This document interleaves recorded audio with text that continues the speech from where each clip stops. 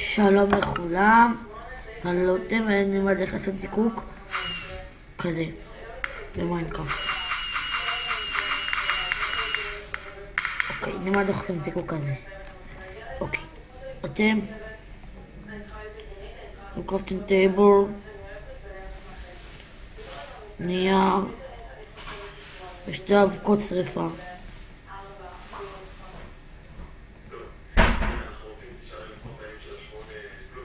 ואתם עורכים צבעים כמו ורוד, יהלום, אדום, צהוב, תכלת, כתום, סבב מנגרטו כזה וסגול. אוקיי, אתם לוקחים את הקרפטינג טייבל, שמים את האבק שריפה,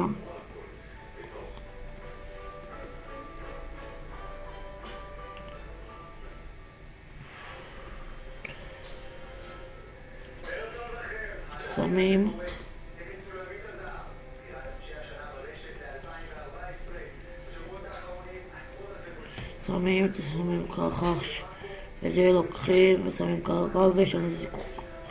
בואו נראה את הזיקוק הזה. יואו, זה הכל היום, תודה, ביי ביי. זה הכל היום, ביי.